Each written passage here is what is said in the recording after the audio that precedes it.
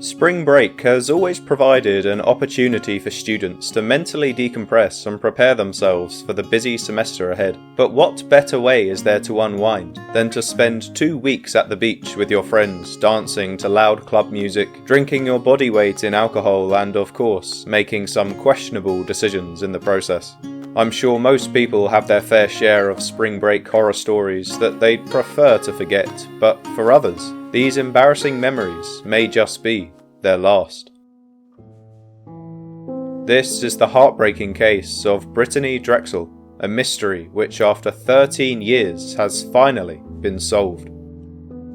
Brittanee Drexel was born in Rochester, New York on the 7th of October in 1991 to parents John and Dawn Kayaloglu. However, at the time of her birth, her mother Dawn was only a teenager, and after ending her turbulent relationship with John, she later married a man named Chad Drexel, who honourably stepped in to take on the role of stepfather to a young and troubled Brittanee Drexel. A few years after entering her life, Chad legally adopted Brittanee, and the family ultimately settled in the suburb of Chile in Rochester once he had completed his military service. Nevertheless, parental issues were only the least of Brittanee's problems, as she also faced a medical challenge as she was born with persistent hyperplastic primary vitreous in one of her eyes, which eventually led to complete blindness in her right eye. But refusing to accept her fate, Brittanee underwent several surgeries to address the condition and wore contact lenses to conceal the wandering eye. However, despite her attempts to combat the condition, she was reluctantly forced to accept her unfortunate situation. But this certainly didn't stop Brittanee from enjoying her life, as friends and family would describe her as the life of the party, with the undisputed power to light up a room with her smile. But as Brittanee grew up, her parents Dawn and Chad started to notice a darker streak in their daughter, with Brittanee beginning to attend house parties at an early age, where she would engage in adult activities such as drinking and taking illegal substances. Now, although Dawn had attempted to steer her daughter onto the right path on many occasions, her attempts were futile, with Brittanee refusing to follow her mother's advice, continuing to partake in dangerous activities with her friends. And it was these destructive tendencies which would eventually cause Brittanee to make a disturbing decision, leading to her sudden disappearance in April of 2009. On the morning of April 16th, a 17-year-old Brittanee Drexel would ask her mother for permission to go to Myrtle Beach in South Carolina to spend spring break with her boyfriend and some other friends. But her mother immediately declined the request, expressing concerns about not knowing the other teenagers, plus the absence of adult supervision on the trip. Also, rather hauntingly, her mother later confessed that she had a premonition that something bad might happen if Brittanee was to go on this trip, so there was simply no way she could allow it. Well, this clear disagreement between mother and daughter eventually led to heated, ongoing arguments in the Drexel household for several days, up until April 22nd, when Brittanee requested to stay at a friend's house for a short period to cool off. Reluctantly, her mother Dawn agreed to the arrangement. However, on that very day, against her mother's wishes, Brittanee secretly left for Myrtle Beach with her group of friends, without informing her mother of her true intentions. 3 days later, upon their arrival at the Bar Harbor Hotel, Brittanee contacted her mother and explained that she was staying at a nearby beach with some of her friends, and there was no need to worry as she was very safe. But despite being unaware of her daughter's specific location, Dawn trusted Brittanee and assumed that she was referring to the Lake Ontario shoreline, as the temperature in the local Rochester area had reached unseasonable highs that week. So consequently, Dawn didn't feel too alarmed by the call and allowed her daughter to continue her trip. But this decision would later reveal itself to be a grave mistake, as that phone call would be the last time Dawn Drexel would ever hear from her teenage daughter. On that particular night, at approximately 8 p.m, Brittanee Drexel said goodbye to her friends at the Bar Harbor Hotel beachfront in Myrtle Beach as she embarked on a 2-mile journey along South Ocean Boulevard to visit a close friend staying at the Blue Water Resort. Surveillance cameras at the resort confirmed her arrival, where she was seen carrying a beige purse and she was dressed in a black and white tank top, flip-flops and shorts. The cameras also captured her leaving the resort around 8:45 p.m. During this time, Brittanee was in constant communication with her boyfriend, John Greco, who had unfortunately remained in the Rochester area due to work obligations. They sent each other texts until around 9:15 p.m. when her messages suddenly stopped, leaving her boyfriend extremely concerned for her well-being. After waiting for an hour or so, John reached out to Brittanee's friends in Myrtle Beach to inquire about her whereabouts, but was horrified when they confessed that they had also not heard from her. Well, after several unsuccessful attempts to locate her, John Greco contacted Brittanee's mother, Dawn, who was bewildered to find out that her daughter was even in Myrtle Beach until this contact. In response, Dawn called her husband Chad and then reached out to the Rochester police, hoping they could establish communication with authorities in South Carolina. But despite repeated calls and texts to Brittanee's phone, there was no response.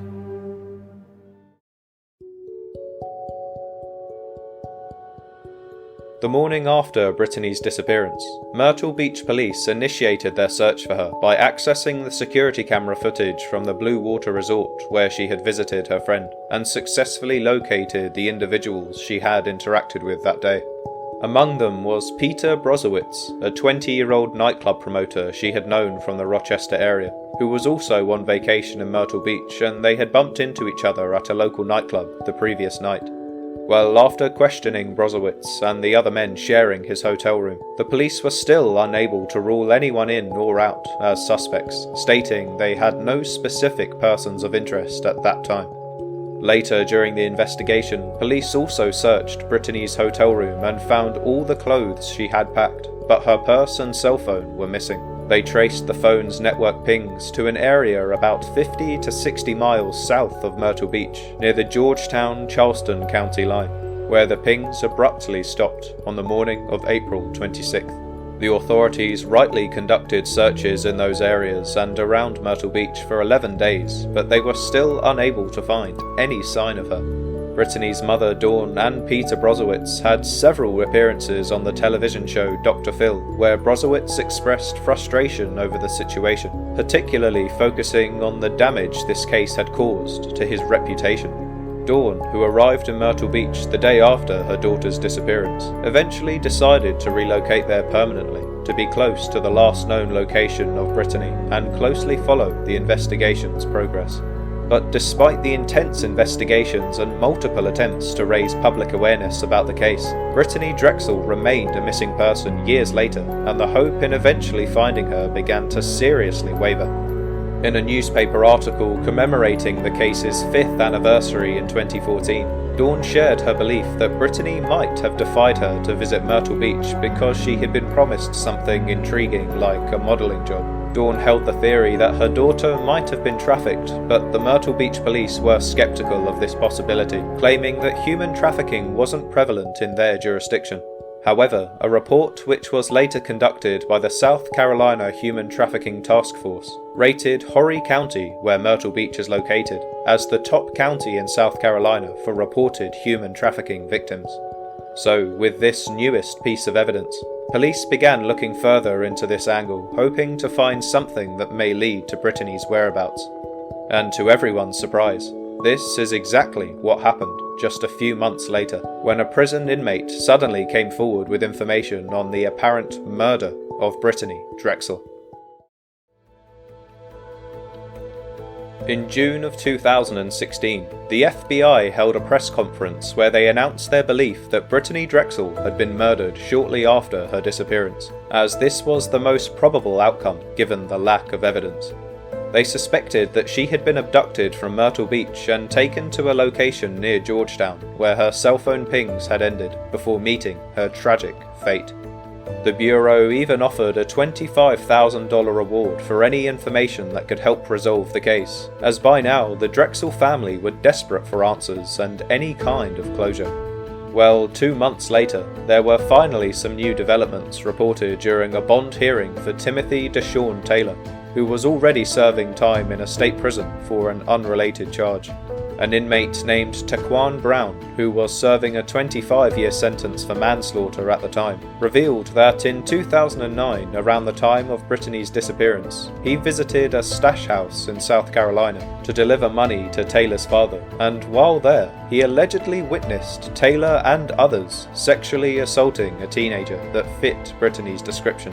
Brown claimed that she initially tried to escape, but was caught and brutally attacked by Taylor for her attempts, and after he heard gunshots coming from the house, he assumed that Taylor had killed her. According to Brown, he even saw a wrapped body being removed from the house and dumped in an alligator pond nearby.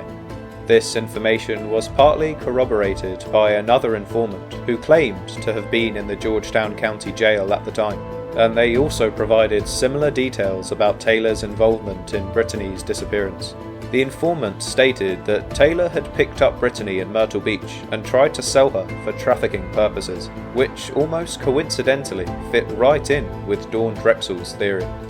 Following these comments, in June of 2017, Timothy Deshawn Taylor was forced to take a polygraph test to prove his innocence in this case, and during the interview, some of his responses were deemed deceptive by the FBI. However, he only admitted to overhearing an argument about Brittanee's cell phone and claimed no further knowledge about her case, and so without any hard evidence to convict Taylor over the murder of Brittanee Drexel, the FBI decided to conclude their pursuance of the criminal.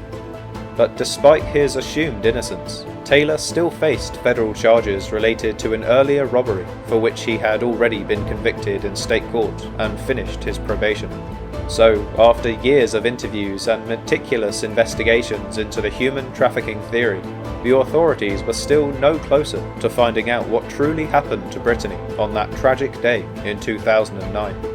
By this time, the Drexel family were exhausted, and after having their hopes continuously dashed, they eventually accepted the conclusion that Brittanee was likely deceased, with there being absolutely no sign of the teenage girl for over 10 years. But despite the rather bleak circumstances of the case at that time, there was still one more twist to the tale, which would finally provide some peace to her family and bring this case to an abrupt end. In early May of 2022, a 62-year-old registered sex offender named Raymond Moody unexpectedly surrendered himself to the Georgetown County Sheriff's Office after being relentlessly hunted over an unrelated crime. Now, at the time of Brittanee Drexel's disappearance, he had been a person of interest, but without any hard evidence, authorities decided to pursue other persons of interest instead. During questioning in Georgetown, Moody abruptly confessed to the murder of Brittanee Drexel, which caught the police off guard, to say the least. He then went into a long rant, disclosing the potential location of human remains in the process. Well, following this information, the FBI conducted a 3-day excavation at the specified site, and on May 11th of 2022, human remains were discovered, buried about 4 feet deep in the woods off a gated private drive outside Georgetown. Through DNA and dental records, these remains were confirmed to be those of Brittanee Drexel on May 15th, and just like that, the case was solved. But this was certainly a hollow victory for the Drexel family, who now had to come to terms with the brutal nature of the crime.